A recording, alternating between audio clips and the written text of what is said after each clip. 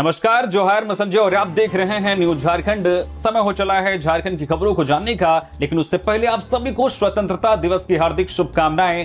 आजादी के इस गौरवपूर्ण अवसर पर देश के वीर शहीदों को नमन करते हुए आइए खबरों को जानने से पहले एक नजर डालते हैं आज की मुख्य सुर्खियों पर। आज दुमका में राज्यपाल, मोरहाबादी में सीएम करेंगे झंडोत्तोलन, सुरक्षा के पुख्ता इंतजाम। झारखंड में बारिश का कहर जारी, आज 15 अगस्त को 6 जिलों में भारी बारिश का अलर्ट, नदियां उफान पर। जेपीएससी जयशसी आंदोलन, आज छात्र निकालेंगे तिरंगा यात्रा, मांगों को लेकर आंदोलन जारी। चलती ट्रेन में गूंजी नवजात की किलकारी, सहयात्रियों की मदद से महिला ने दिया स्वस्थ बच्चे को जन्म। खड़गे की सभा के बाद गंगा जल से शुद्धिकरण पर कांग्रेस का आक्रोश, झारखंड भर में निकाला मार्च। पीएम पोषण योजना में बड़ा बदलाव, अब एसएनए स्पर्श प्रणाली से होगा भुगतान। कोडरमा में कांवरियों से भरी बस दुर्घटनाग्रस्त, 3 की मौत, 34 घायल।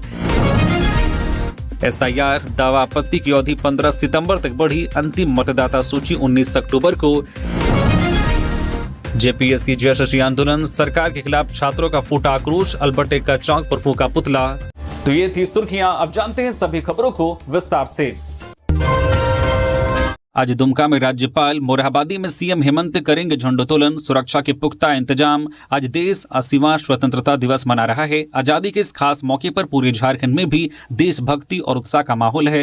राज्य में अलग अलग स्थानों पर ध्वजारोहण कार्यक्रम आयोजित किए गए हैं। राज्यपाल संतोष कुमार गंगवार दुमका में ध्वजारोहण फहराएंगे, जबकि मुख्यमंत्री हेमंत सोरेन रांची के मोरहाबादी मैदान में सुबह 9 बजे झंडोत्तोलन करेंगे और लोगों को संबोधित करेंगे। विधानसभा अध्यक्ष रविंद्रनाथ महतो सुबह 9:30 बजे विधानसभा परिसर में ध्वजारोहण करेंगे। मोरहाबादी मैदान में कार्यक्रम को लेकर सुरक्षा के पुख्ता इंतजाम किए गए हैं। बारिश की संभावना को देखते हुए आम लोगों के लिए शेड, पानी और बिजली की विशेष व्यवस्था की गई है। वहीं यातायात व्यवस्था को सुचारू रखने के लिए सुबह 6 से रात 10 बजे तक भारी वाहनों के प्रवेश पर रोक लगाई गई है। जरूरत के अनुसार वाहनों के रूट में भी बदलाव किया जाएगा। झारखंड में बारिश का कहर जारी, आज 15 अगस्त को 6 जिलों में भारी बारिश का अलर्ट, नदियां उफान पर। झारखंड में लगातार बारिश के बीच आज स्वतंत्रता दिवस पर भी मौसम का मिजाज बदला बदला रहेगा। मौसम विज्ञान केंद्र रांची के अनुसार आज राज्य के कई हिस्सों में बारिश का दौर जारी रहेगा और गुमला, रांची, खूंटी, लोहरदगा, रामगढ़ और हजारीबाग में कहीं कहीं भारी बारिश हो सकती है। बंगाल की खाड़ी में बने गहरे डिप्रेशन के असर से अधिकांश इलाकों में बादल छाए रहेंगे और मध्यम बारिश होगी। कई जगह 30 से 40 किलोमीटर प्रति घंटे की रफ्तार से तेज हवाएं चलने और वज्रपात की आशंका को लेकर येलो अलर्ट जारी किया गया है। वहीं 16 अगस्त को भी गुमला और खूंटी समेत उत्तर पश्चिमी, मध्य और दक्षिणी झारखंड में भारी बारिश के आसार हैं। इधर बीते कुछ दिनों से लगातार हो रही बारिश के कारण झारखंड के कई हिस्सों में बाढ़ जैसे हालात बने हुए हैं। जमशेदपुर में स्वर्णरेखा और खरकई नदियां खतरे के निशान से ऊपर बह रही है, जिससे निचले इलाकों में पानी भर गया है। वहीं पलामू में कोयल नदी के उफान से मेदिनीनगर के निचले इलाकों में 200 से अधिक घरों में पानी घुस गया है। वहीं रामगढ़ और बोकारो में भी दामोदर समेत अन्य नदियों का जलस्तर तेजी से बढ़ रहा है। प्रशासन ने नदी किनारे रहने वाले लोगों से सतर्क रहने की अपील की है। इधर पिछले 24 घंटों के दौरान भी कई क्षेत्रों में हल्के से लेकर मध्यम तो कई क्षेत्रों में भारी बारिश रिकॉर्ड की गई है।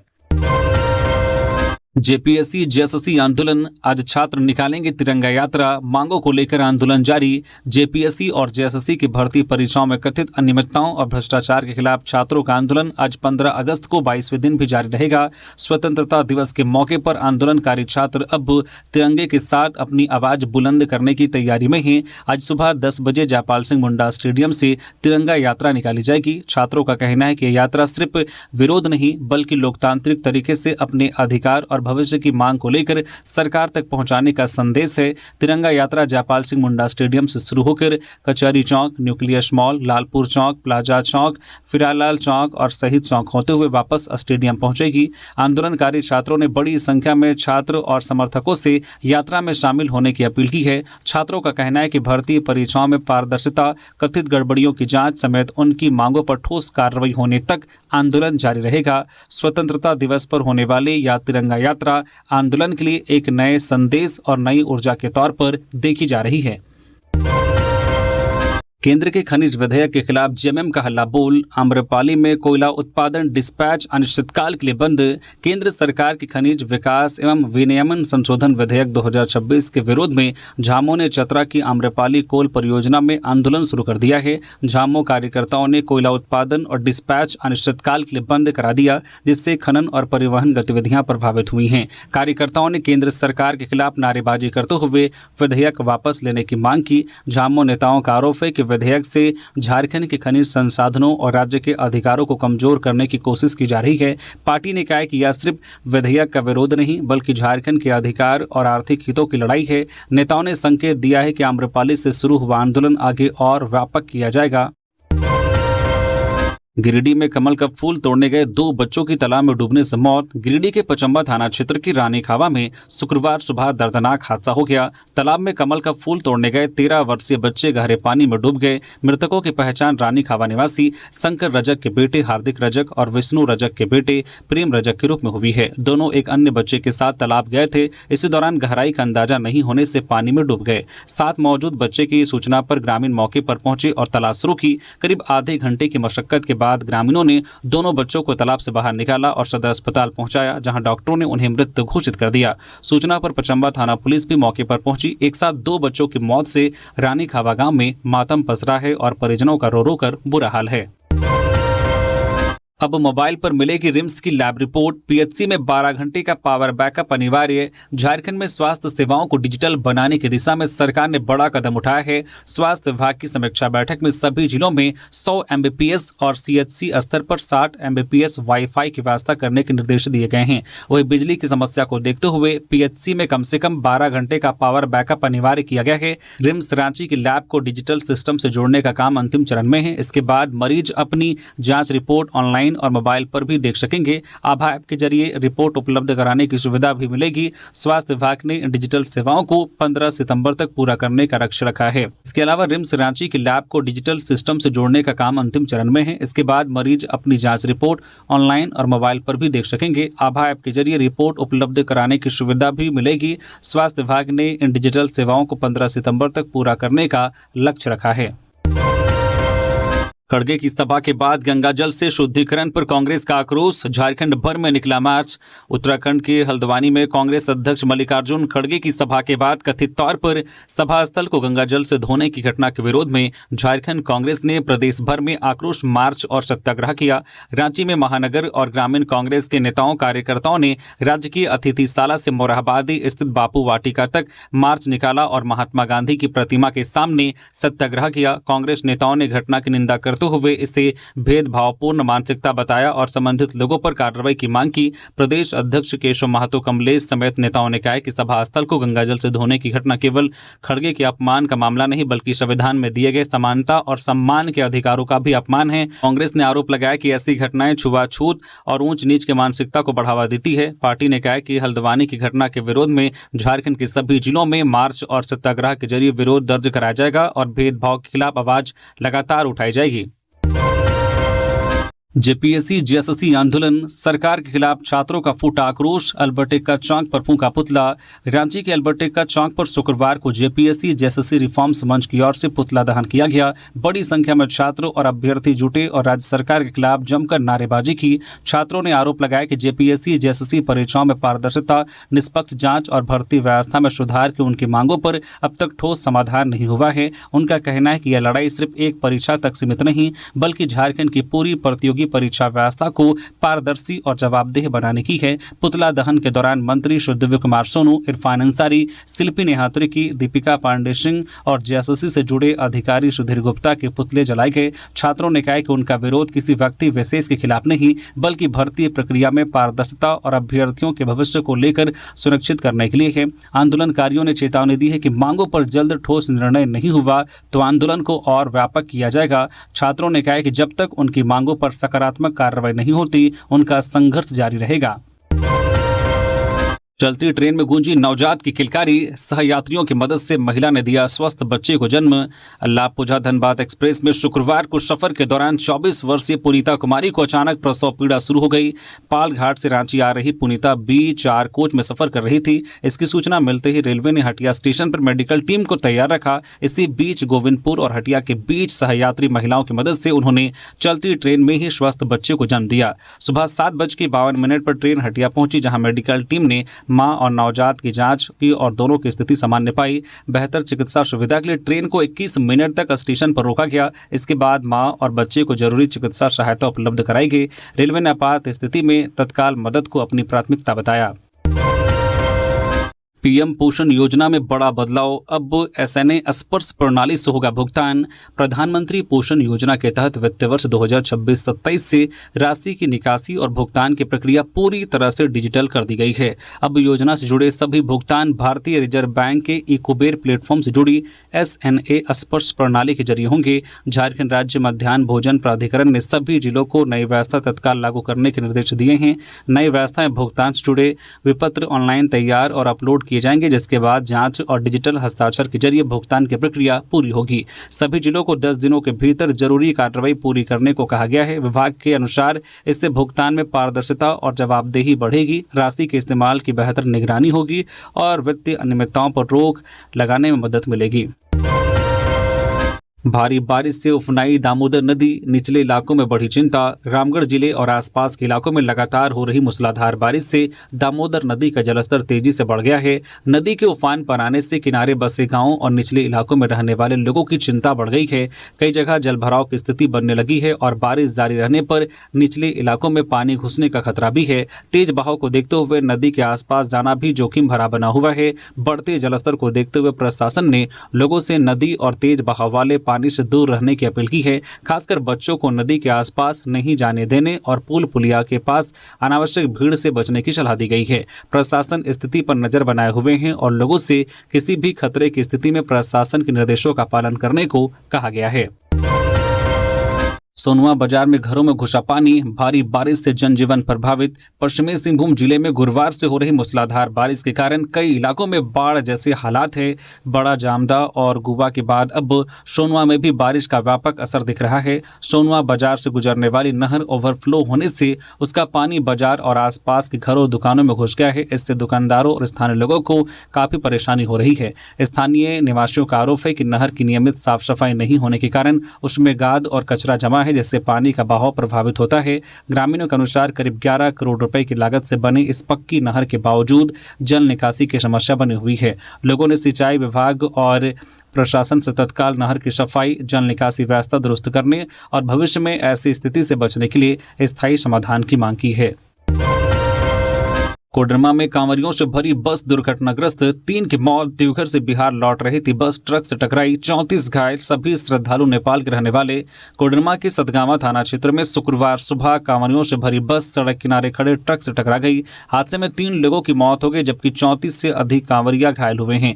मृतकों में 10 वर्षीय शिवम कुमार, उसकी दादी सुंदर बाला और चचेरे दादा नवल किशोर शामिल हैं। घायलों में 7 की हालत गंभीर बताई जा रही है। सभी श्रद्धालु नेपाल के रहने वाले हैं और देवघर से बिहार की राजगीर लौट रहे थे। बताया गया है कि पोखरडीहा मोड़ के पास बस चालक को नींद आ गई, जिससे बस ट्रक से जा टकराई। टक्कर इतनी जोरदार थी कि बस का अगला हिस्सा क्षतिग्रस्त हो गया और कई कांवरिया अंदर फंस गए। ग्रामीणों और पुलिस ने मौके पर पहुंचकर राहत बचाव अभियान चलाया और सभी को बाहर निकाला।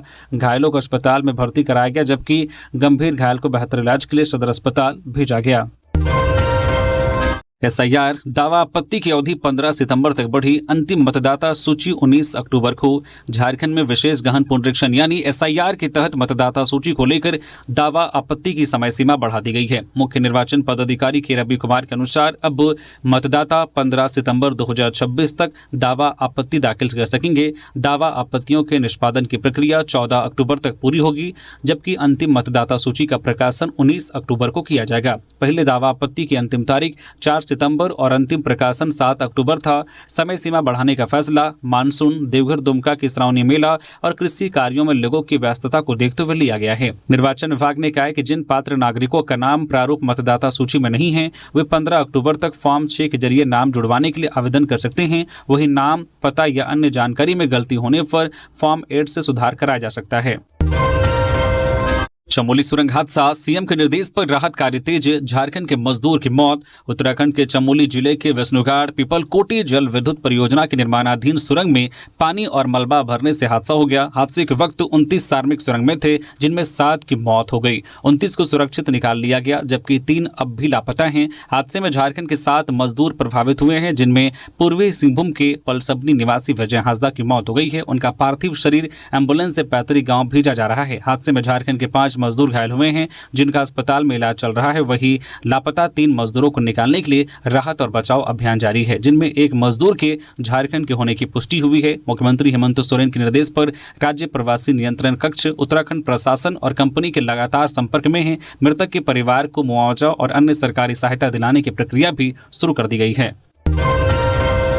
धनबाद में जेएमएम का प्रदर्शन, खनिज संशोधन बिल वापस नहीं हुआ तो आर्थिक नाकेबंदी की चेतावनी।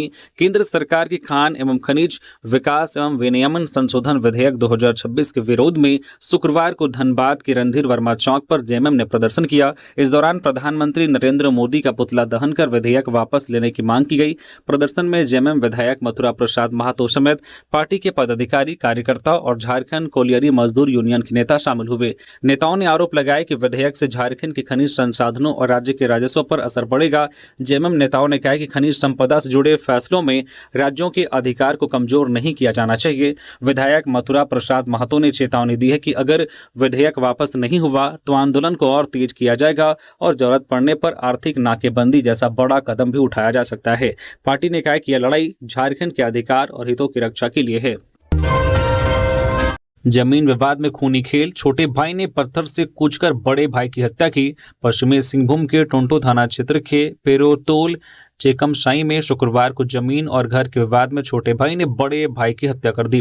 मृतक की पहचान 39 वर्षीय टुकरू गोप उर्फ मुकेश गोप के रूप में हुई है। बताया गया कि दोनों भाइयों के बीच लंबे समय से विवाद चल रहा था। शुक्रवार को टुकरू घर पर अकेला था, तभी छोटा भाई मंगल सिंह नायक वहां पहुंचा और विवाद के बाद ईंट पत्थर से हमला कर दिया। गंभीर चोट लगने से उसकी मौके पर ही मौत हो गई। घटना की सूचना मिलते ही टोंटो पुलिस मौके पर पहुंची और आरोपी मंगल सिंह नायक को गिरफ्तार कर लिया। पुलिस ने शव को पोस्टमार्टम के लिए सदर अस्पताल चाईबासा भेज दिया। पुलिस मामले की जांच कर हत्या के पीछे के पूरे विवाद और घटनाक्रम की जानकारी जुटा रही है।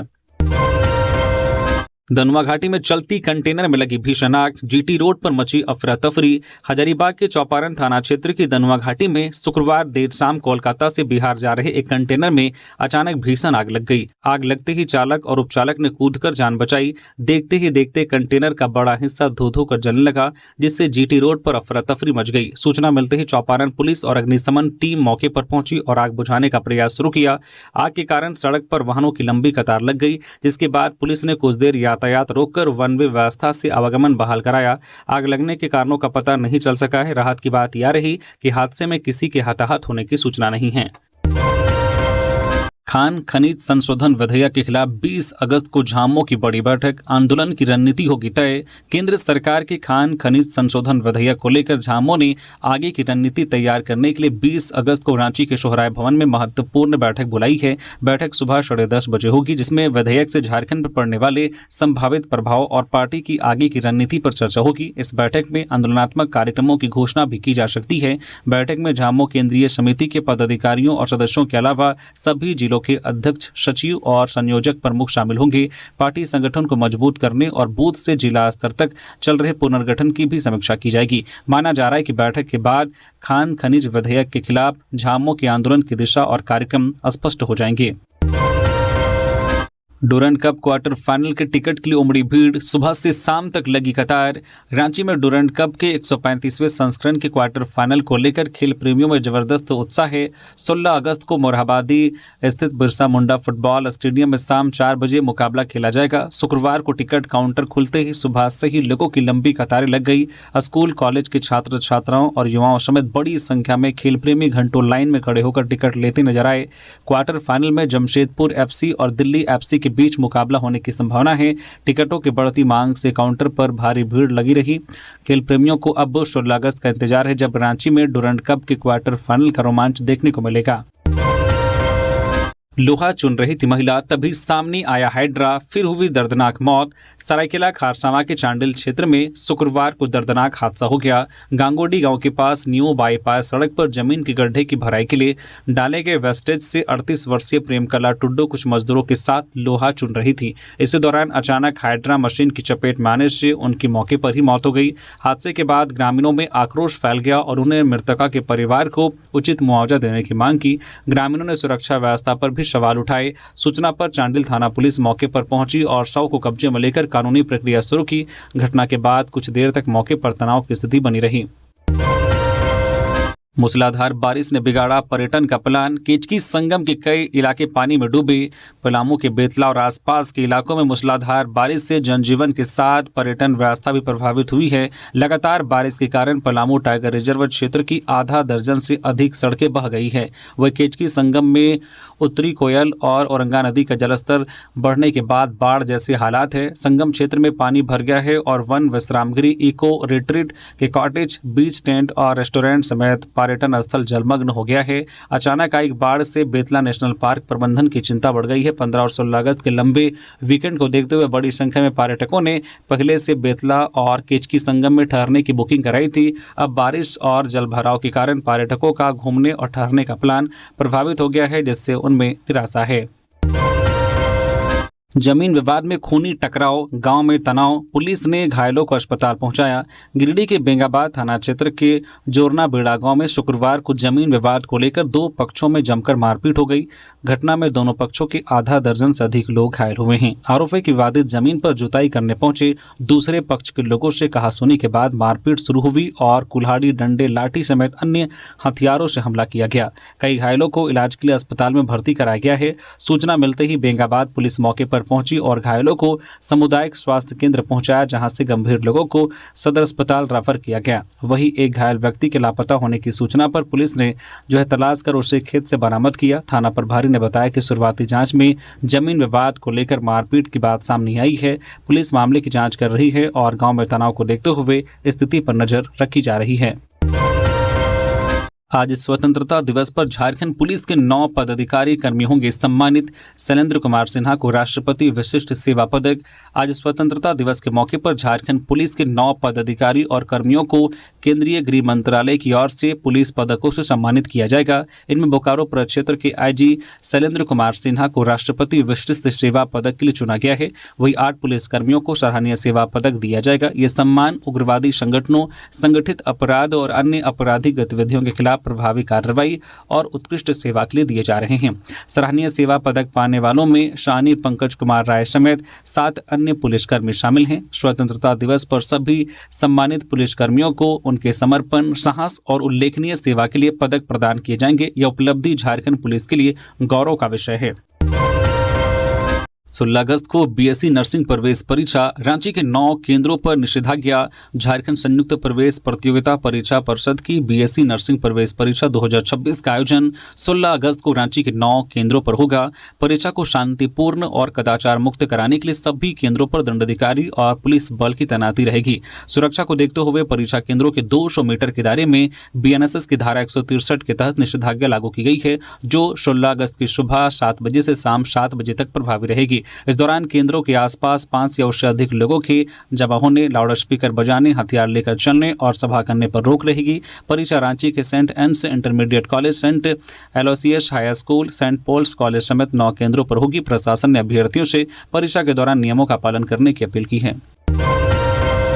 गोड्डा में बाइक चोर गिरोह का पर्दाफाश, 2 गिरफ्तार, 13 बाइक बरामद। गोड्डा पुलिस ने मोटरसाइकिल चोर गिरोह का पर्दाफाश करते हुए 2 आरोपियों को गिरफ्तार किया है। पुलिस ने उनकी निशानदेही पर चोरी की 13 मोटरसाइकिलें, 2 मास्टर चाबी और 2 मोबाइल फोन बरामद किए गए हैं। गिरफ्तार आरोपियों की पहचान साहिबगंज निवासी भोला पंडित और भागलपुर निवासी अभिषेक कुमार के रूप में हुई है। पुलिस के मुताबिक यह गिरोह गोड्डा, साहिबगंज और भागलपुर समेत आसपास के इलाकों में बाइक चोरी करता था और चोरी की बाइक को भागलपुर के आसपास बेच देता था। लगातार हो रही बाइक चोरी की घटनाओं के बाद एसपी मुकेश कुमार के निर्देश पर विशेष टीम गठित की गई थी। तकनीकी और अन्य सूचनाओं के आधार पर टीम ने दोनों आरोपियों को गिरफ्तार किया। पूछताछ में दोनों ने कई बाइक चोरी की घटनाओं में संलिप्तता स्वीकार की है। पुलिस रिकॉर्ड के अनुसार भोला पंडित के खिलाफ अलग अलग थानों में 14 जबकि अभिषेक कुमार के खिलाफ 6 मामले दर्ज हैं। बंगाल ज्वेलर्स लूटकांड का खुलासा, 7 अपराधी गिरफ्तार, कई राज्यों में थे सक्रिय। गोड्डा पुलिस ने 8 जुलाई को हुई बंगाल ज्वेलर्स लूटकांड का खुलासा करते हुए 7 आरोपियों को गिरफ्तार किया है। इसमें मुख्य साजिशकर्ता चंद्रशेखर कुमार शाह उर्फ पूरन शाह भी शामिल हैं। एसआईटी ने गुप्त सूचना पर दुमका के बासुकीनाथ से उसे गिरफ्तार किया।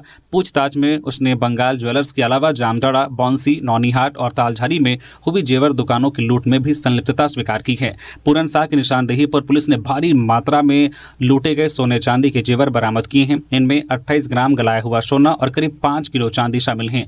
पुलिस ने लूट का माल खरीदने और बेचने वाले ज्वेलर्स को भी गिरफ्तार किया है। अब आरोपियों का आपराधिक इतिहास खंगालने के साथ दूसरे जिलों और राज्यों में हुई जेवर लूट की घटनाओं से इनके कनेक्शन की जांच की जा रही है।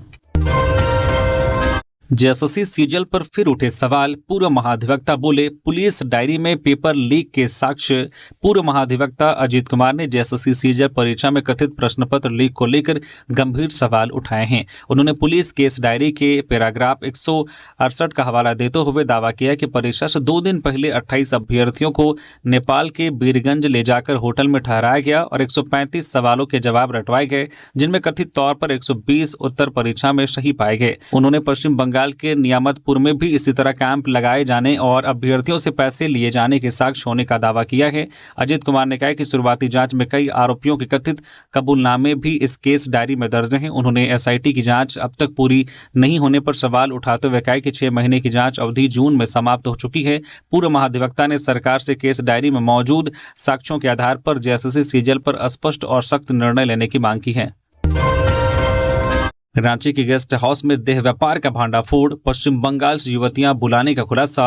रांची के लालपुर थाना क्षेत्र के ईस्ट जेल रोड स्थित एक गेस्ट हाउस में चल रहे देह व्यापार का पुलिस ने भांडाफोड़ किया है। 13 अगस्त की रात मिली सूचना के बाद पुलिस ने तड़के करीब 3 बजे छापेमारी कर 3 युवतियों समेत गेस्ट हाउस संचालक सौरभ नायक और हर्षराज को गिरफ्तार किया। मौके से 4 मोबाइल फोन समेत अन्य सामान बरामद हुआ। पूछताछ में युवतियों ने पश्चिम बंगाल से रांची लाकर उन्हें गेस्ट हाउस में ठहराए जाने की जानकारी दी। पुलिस के अनुसार पूरे नेटवर्क का संचालन राजन नाम का व्यक्ति कर रहा था। वह ग्राहकों से सौदा तय करने के बाद युवतियों को गेस्ट हाउस तक भेजता था। पुलिस अब मुख्य आरोपी राजन की तलाश में छापेमारी कर रही है। उसके खिलाफ लालपुर थाने में पहले से भी मामले दर्ज होने की जानकारी पुलिस ने दी है। रांची में चेन छिनतई गिरोह का खुलासा, 4 उचक्के गिरफ्तार। रांची के नगरी थाना क्षेत्र में चेन छिनतई की घटना के बाद पुलिस ने कार्रवाई करते हुए 4 आरोपियों को गिरफ्तार किया है। गिरफ्तार आरोपियों की पहचान फनी सोनार, मोहम्मद फहीम अंसारी, मोहम्मद साकिब उर्फ देव और दीपक सोनार के रूप में हुई है। पुलिस के अनुसार पूछताछ में आरोपियों ने रांची के अलग अलग इलाकों में 15 से ज्यादा चेन छिनतई और बाइक चोरी की घटनाओं में शामिल होने की बात स्वीकार की है। पुलिस ने आरोपियों के पास से करीब 26 ग्राम सोने के चेन के टुकड़े, गलाए हुए सोने के आभूषण, करीब 240 ग्राम चांदी की 18 चेन, 3 स्मार्टफोन, 44,000 रुपए नगद और 2 बाइक बरामद की गई है। छीनी हुई चेन खरीदने वाले एक दुकानदार को भी गिरफ्तार किया गया है। पुलिस अब आरोपियों के आपराधिक इतिहास और उनके बताए मामलों की जांच कर रही है। स्वतंत्रता दिवस पर तिरंगे की रोशनी से सजा टाटानगर रेलवे स्टेशन। स्वतंत्रता दिवस के अवसर पर टाटानगर रेलवे स्टेशन को आकर्षक ढंग से सजाया गया है। स्टेशन परिसर को तिरंगे की रंगों वाली रोशनी और सजावटी विद्युत लाइटों से सजाया गया है, जिससे स्टेशन का नजारा बेहद खूबसूरत नजर आ रहा है। स्वतंत्रता दिवस को लेकर स्टेशन पर विशेष तैयारियां की गई है। स्टेशन भवन और परिसर की सजावट में देशभक्ति की झलक देखने को मिल रही है। शाम होते ही रंग बिरंगी रोशनी से पूरा स्टेशन जगमगा उठता है। यात्रियों और स्थानीय लोगों के बीच भी स्टेशन की आकर्षक सजावट चर्चा का विषय बनी हुई है। रेलवे की ओर से स्वतंत्रता दिवस के मौके पर स्टेशन परिसर को स्वच्छ, सुंदर और आकर्षक बनाने पर विशेष ध्यान दिया गया है। तिरंगे के रंगों में सजे टाटानगर स्टेशन की तस्वीरें और वीडियो भी लोगों को खूब आकर्षित कर रही हैं। धनबाद को पुलिस चाहिए, कोयला माफिया की सुरक्षा नहीं, बाबूलाल मरांडी। नेता प्रतिपक्ष बाबूलाल मरांडी ने धनबाद में अवैध कोयला कारोबार को लेकर पुलिस और प्रशासन पर गंभीर सवाल उठाए हैं। उन्होंने बीसीसीएल अधिकारियों पर दबाव, वैध कोयला परिवहन करने वाले वाहनों को रोकने और छाताबाद भूधसान मामले में बीसीसीएल सीएमडी मनोज अग्रवाल को आरोपी बनाए जाने पर निष्पक्ष जांच की मांग की है।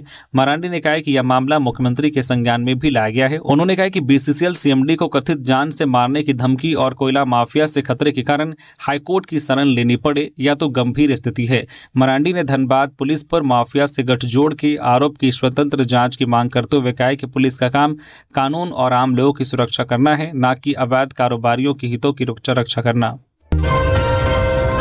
एमएमडीआर संशोधन बिल वापस ले केंद्र सरकार, नहीं तो उलगुलान करेगा झामुमो। मिथिलेश ठाकुर। गढ़वा के पूर्व विधायक मिथिलेश ठाकुर ने केंद्र सरकार से खान और खनिज विकास और विनियमन संशोधन विधेयक 2026 वापस लेने की मांग की है। उन्होंने कहा कि संशोधन से झारखंड जैसे खनिज उत्पादक राज्यों के संवैधानिक और आर्थिक अधिकार प्रभावित हो सकते हैं और खनिज राजस्व में बड़ा नुकसान होने की आशंका है। ठाकुर ने कहा कि खनन से होने वाला विस्थापन, प्रदूषण और पर्यावरणीय नुकसान राज्य झेलता है, इसलिए उसके राजस्व अधिकार सीमित करना उचित नहीं है। मिथिलेश ठाकुर ने कहा कि केंद्र से राज्यों के साथ संवाद करने और विधेयक के आर्थिक प्रभाव का स्वतंत्र अध्ययन सार्वजनिक करने की मांग की है। उन्होंने कहा कि झामुमो खनन या उद्योग के खिलाफ नहीं है, लेकिन खनिज उत्पादक राज्यों के अधिकारों की रक्षा चाहता है। अगर झारखंड के अधिकारों पर चोट जारी रही तो पार्टी लोकतांत्रिक तरीके से बड़ा आंदोलन करेगी और जरूरत पड़ी तो अलग राज्य आंदोलन की तरह उलगुलान करेगी।